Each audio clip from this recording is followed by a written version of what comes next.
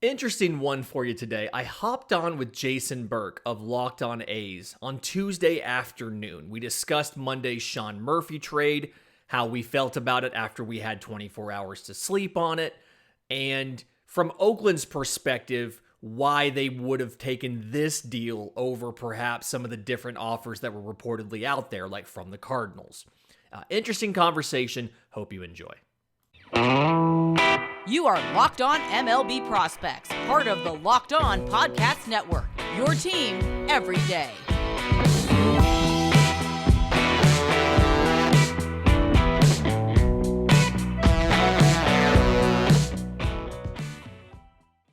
How's it going, A's fans? And welcome to episode 507 of the Locked On A's podcast, part of the Locked On Podcast Network, your team every day. I'm your host, noted baseball fan Jason Burke, and on today's show, I'm talking to Lindsey Crosby, so let's bring him on.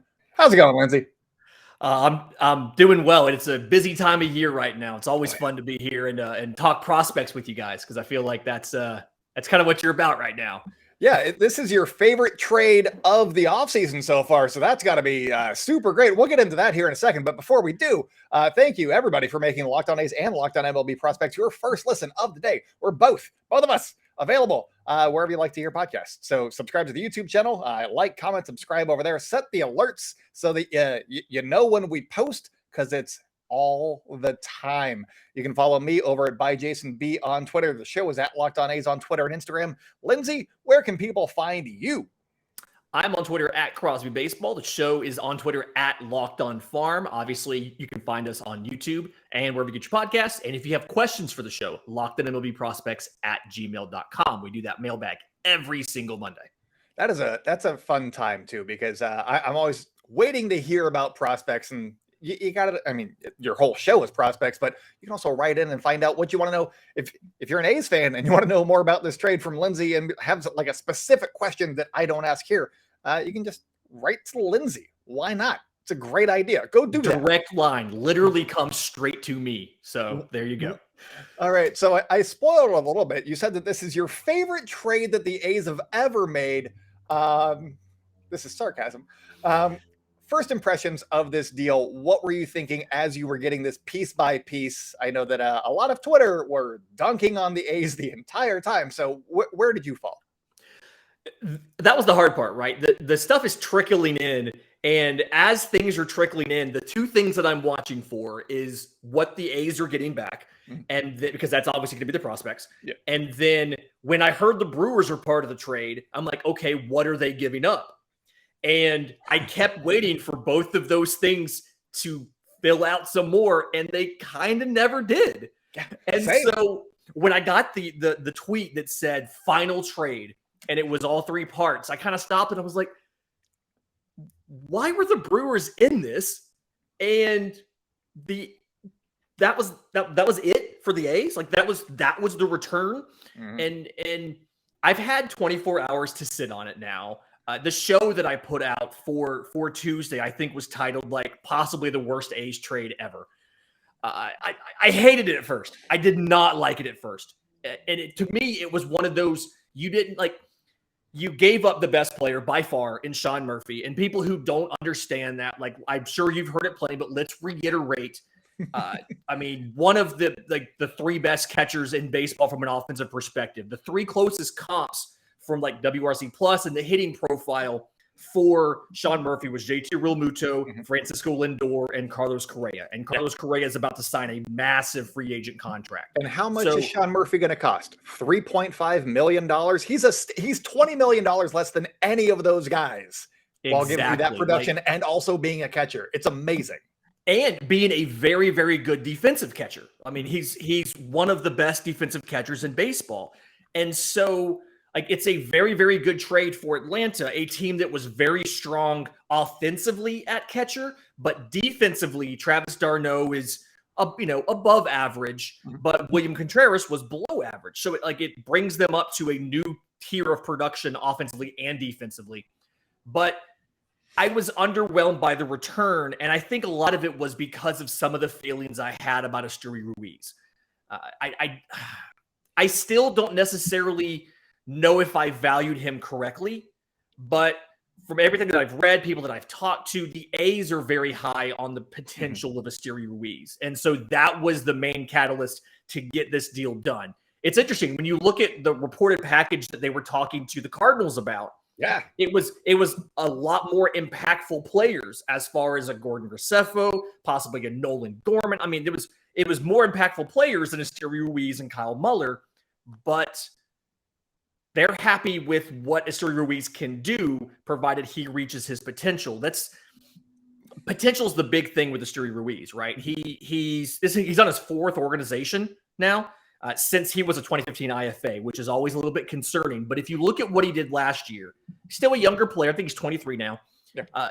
Everything kind of came together. 114 games in the minors, 332, 447, 526, 16 home runs, 49 extra base hits, 94 strikeouts to 70 walks, and 85 of 99 on stolen bases. Oakland fans know a little bit about guys that can steal a lot of bases. Mm-hmm.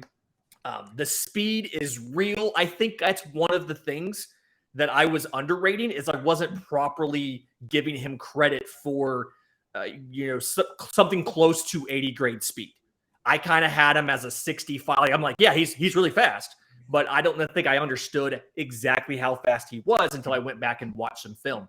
So get to feel good about the offensive profile as far as the contact ability and as far as the speed to use it. I can just picture this giant ballpark, putting one in the alley, and he's just running for days. Yeah.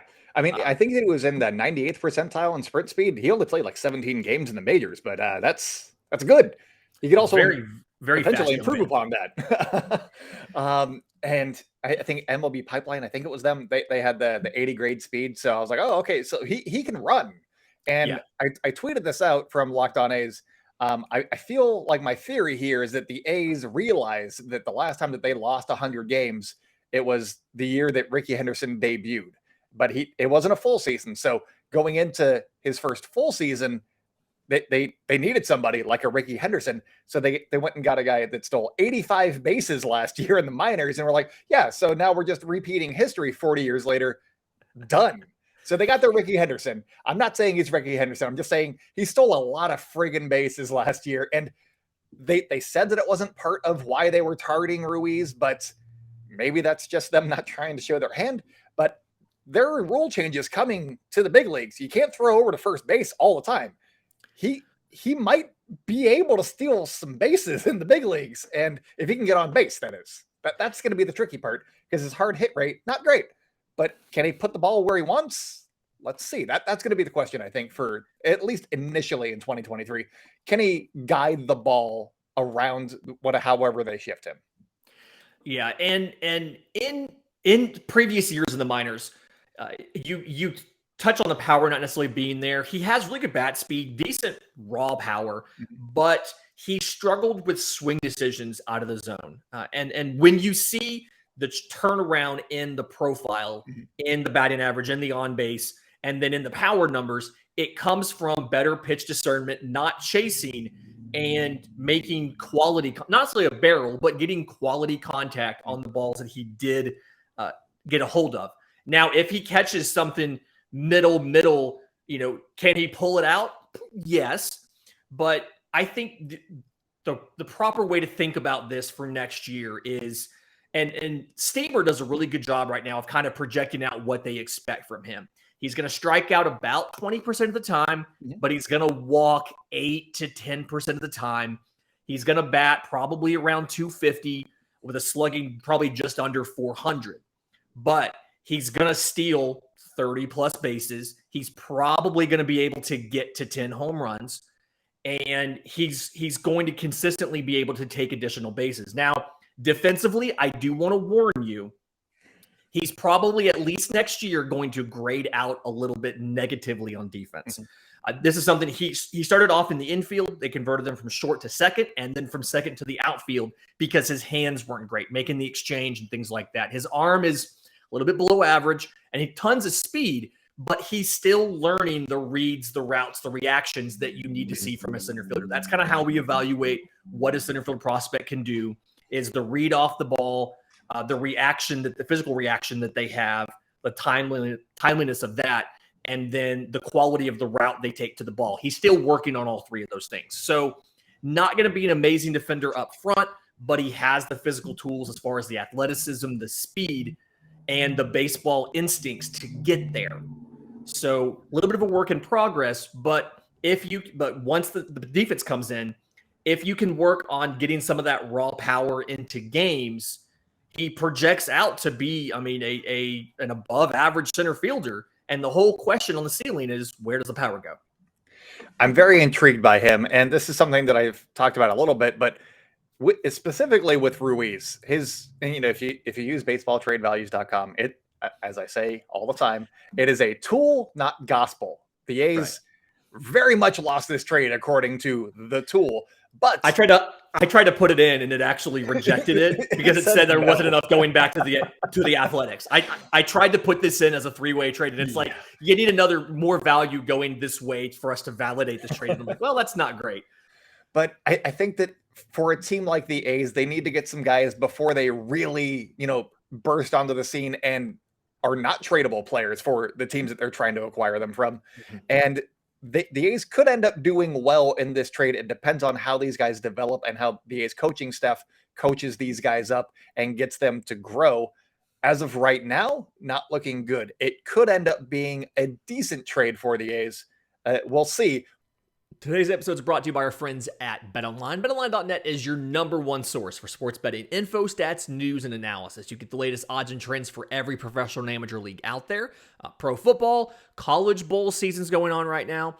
Basketball, college and pro. The World Cup is, I still think, not finished yet. So head over to BetOnline.net. They've got everything. It's the fastest and easiest way to get your betting info. You can head to the website today or use your mobile device to learn more, because BetOnline, it's where the game starts. Thank you for taking a break with us, and welcome back to Locked On A's / Locked On MLB Prospects show. If you guys are enjoying the show so far, make sure to subscribe to our YouTube channels at Locked On MLB Prospects, I believe, on YouTube. Mm-hmm. Is that correct? Yep. And Locked On A's on YouTube. I'm at Locked On A's on Twitter and on Instagram, and also at by Jason B for the personal account on Twitter. Lindsay, where can the people find you one more time? I am at Crosby Baseball. The show is on Twitter at Locked On Farm. And again, mailbag questions, lockedonmlbprospects@gmail.com. All right. So the A's got some pitchers. Salinas seems interesting. I want to start with him because why not? He can strike guys out real well, but his ERA was fine. And also it was like a 4, or it was roughly 4, I believe, in high A. Which I'm like, sure, he struck out a bunch of guys, but his ERA was kind of whatever, and his command is kind of iffy. What can you tell me about him and the rest of the guys that the A's got from the Braves? Okay, so Royber Salinas, big thing here. Well, I guess a few things to note. One, tons of plus pitches, right? I mean, he has 3 pitches that I would call plus or better. Second thing you need to know is he might be listed at 6'3", 205, and that is not entirely correct. There's a little bit of respect given to him and a little bit of a margin there. So, okay, so the pitches, the things to know about this, he had one of the better pitches, the better fastballs in the Braves system. Sits around 95 or so, 94, 95. It's a 4-seamer. He can touch 98 with it, and what I like is, one, it carries really well up in the zone. I think we've talked about this before, but fastballs up in the zone, a lot of hitters struggle with those. That's kind of been one of the new analytical things. To like really good spin to it as well, and it gets a ton of induced vertical break. So he can either throw it up in the zone and still land it for a strike, or he can aim it kind of middle and have it come under your bat a bit when you swing over it. To go along with that, so he used to have a sweepy slider and like a slow loopy curveball, and the Braves tweaked and manipulated that a bit. So now he's got a gyro slider that sits anywhere from 87 to 90, and then he's got like a hammer curveball, and this thing just completely falls off the table at the very last minute. Both of them do a really good job at missing pitches. He's better at landing the slider for a strike than the curveball. And so kind of the way he'll attack a hitter is he'll throw a fastball up in the zone, and then he can land a slider for a strike, maybe down and away, bottom corner of the zone, things like that. Or if you're watching high for the fastball, he can drop a curveball down below the zone, fool your eyes, you're going to swing over it. Kind of what he does. The issue here, and you touched on it when you mentioned some of the stats, is the control isn't quite where it needs to be. 63 walks last year, so like 5.5 walks per 9. Mm-hmm. A lot of it comes down to the curveball missing out of the zone low and the fastball missing out of the zone high, even though it has break to it. He just can't always get those to land where he wants them to land. So it's something where if you can work on the control and he keeps his conditioning, good way to put that, I guess. He keeps his conditioning under control. You're looking at a really good, like, number 3 middle rotation stuff, possibly a number 2 at like the 95th percentile of outcomes. But you have to get the control under control, but better way to say that. And he has to stay on top of the physical development to not get out of shape. I say that round is a shape, but to not have issues using his athleticism because of his body composition. Let's word it that way. I like it. All right. So then the A's also got lefty Kyle Muller, who, sure, I guess he struggled in his bit in the big leagues, and that worries me because the A's always seem to go after those guys, and then they don't pan out. So we've been down this road before. What's up with Kyle Muller? So think of, and they're not the same pitcher, they're different pitchers, but think about, for a 90th percentile outcome, think of Kyle Wright. So led MLB in wins from the Braves last year and had a situation where had struggled when he came up. And the situation you have whenever you get a pitcher from the Braves or some of those contending organizations every year is you don't really have the ability for a pitcher to learn on the job. Mm-hmm. And so that's something Kyle Wright struggled with in previous years. Kyle Muller has struggled with it in 21 and 22. I think he's had a grand total of something like 11 starts at the big league level. Mm-hmm. ERA's over 5 on these.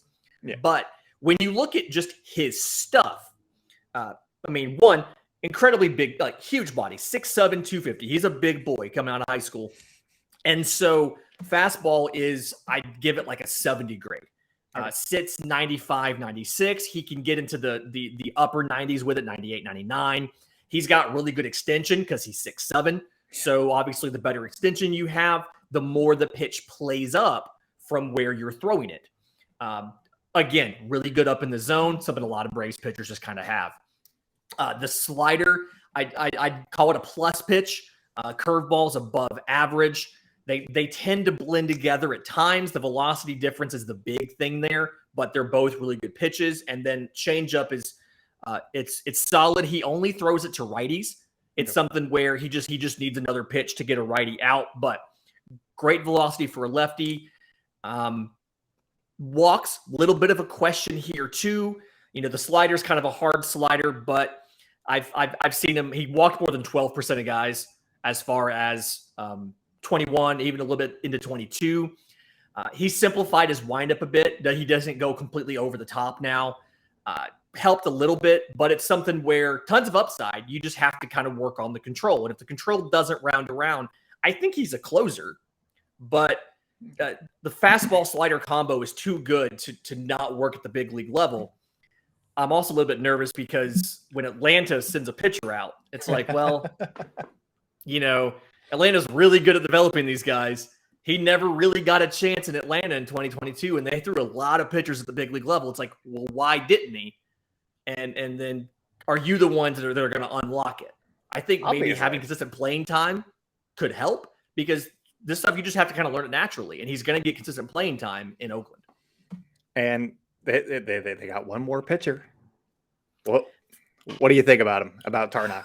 Freddie Tarnok. Okay, so I'd like to do the whole capsule thing, but real quick, I don't understand why the changeup isn't as good. I'm sorry, the curveball wasn't as good last year as it was previously. So I'd say the fastball's probably a 65 grade. It's a really good fastball. Not, again, right around that 94, 95 thing, can touch 98 with it. He's a righty, so the velocity isn't as notable, but still you love, something like that. Again, really good carry, induced vertical break on it. That characteristic Braves kind of profile of pitcher there. But the curveball, 12-6 curveball. It used to be the best curveball in the system. Last year, it only kind of looked above average, and I don't really know why. I know that the Braves wanted him to work on the slider and the changeup. They were both kind of fringe to average. The Braves were really pushing the slider. So I don't know if maybe he lost some of the feel for the curveball because he was throwing the slider so much. But both of those are kind of fringe to average. So the question is, where's the third pitch? He can, when he's on, he can kind of dominate with that fastball. Again, very good pitch, good spin, good carry to it. When the curveball is on, it's a great 1-2 punch. He doesn't always mechanically stay synced up. Kind of struggles sometimes as far as losing the kinetic chain. So his foot may come down before the arm hits 45 degrees, things like that. Little minor mechanical stuff that guys figure out as they just have more consistency. He didn't really go super deep into games, too. I think he averaged, like at Gwinnett in AAA last year, he averaged something like 4 innings per start. And so it's a thing where, one, you struggle with learning how to navigate a lineup 2 and 3 times, but then also you're not in there necessarily always long enough to keep the mechanics solid. And so a little bit of consistency, little development to do there. He's got a couple minor league options, so you can start him in the minors, bring him up, send him back down as you need to. But the stuff is there. I think worst case scenario, you're looking at a high leverage reliever who can dominate with the fastball and then just throw a curveball to go along with it versus having to try to master a slider and change as well. But still, I still want him to try as a starter. I still think that there's starter potential in there. I'm intrigued. I know that that the A's were getting bashed, but there's some upside here, and the A's have been good with pitching in the past. I know that they're maybe not as good as the Braves, because the Braves they know what they're doing over there, but the A's have hit on some pitchers before, so I'm intrigued by the return. We'll see what happens here, and pretty soon, coming up, we're going to be talking about where this trade lands the A's farm system. So stay locked in. We'll be right back. Today's episode is brought to you by our friends at the National Highway Transportation Safety Administration. Picture this. You're at a holiday party, hanging out with some friends, and you're putting back a few drinks. And a few becomes a few too many. And as the evening comes to an end and people start to head out, you think of calling for a ride, but you live nearby. You can make it home okay. It's not a big deal. What are the odds that you'll get pulled over anyway? And even if you do, what's the worst that could happen? Your insurance goes up? You lose your license? You total your car? You lose your job? You kill someone? Everyone knows about the risk of driving drunk. The results are tragic and often deadly. However, that still doesn't stop everybody from getting behind the wheel while under the influence. That's why police officers are out there right now looking for impaired drivers on our roads to save lives. If you think you're okay to drive after a few drinks, think again. Play it safe and plan ahead to get it right. It only takes one mistake to change your life or someone else's forever. Drive sober or get pulled over.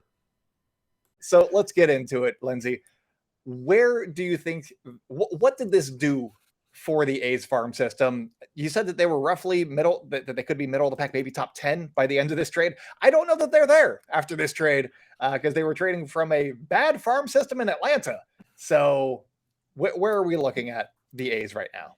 Yeah, so these guys were number 1, number 7, and number 9 for Atlanta. They are not that high for Oakland. I'd probably have Kyle Muller as probably round number 5 or 6 in the system. Same thing with Esteury Ruiz. Maybe above like a Max Muncy, but below the Waldichuk, Gelliff, Susac level. So kind of that second tier is where I'd have Muller and Ruiz. And then Tarnok and Salinas both are in the mid-teens to maybe a little bit lower, maybe 20s for Salinas. But it's kind of because there's a lot of potential in this system. And I've noticed a trend, and I'm not going to say it's a market inefficiency that the A's are trying to capitalize on or anything, but I've noticed a trend, and I touched on it earlier, but it's really hard for contenders to find time for a pitching prospect who's not a slam dunk like number 2 pitcher to learn on the job and to round into big league form at the big league level. And so some of the trades that you've made, whether it's something like a Ken Waldichuk, a Kyle Muller, things like that, seems like it is very much a let's take advantage of that market inefficiency, because we know that these teams aren't going to have a chance to throw Kyle Muller for 25 starts in 2023 unless something bad happens. We can go get him because we value him higher than they do, because we have an opening for him to learn and finish developing on the job. People who remember kind of like the big 3 pitchers in Atlanta, Glavine, Maddox, and Smoltz. Glavine's first year up, he lost like 15 games. Or maybe it was Smoltz. Like the first year some of those guys were up, they lost double-digit games because they got 25, 30 starts at the big league level. And the Atlanta Braves aren't in a position to do that right now. And so that's why a guy like a Kyle Muller becomes expendable. Freddie Tarnock becomes expendable. The Yankees, that's why Ken Waldichuk becomes dispensable. And I think that Oakland can take advantage of that. You get a bunch of pitchers and then you give them an opportunity to work out. The more lottery tickets you have, the more of a chance one of them's going to cash, and you're going to have a dude, a top half of your rotation pitcher out of it.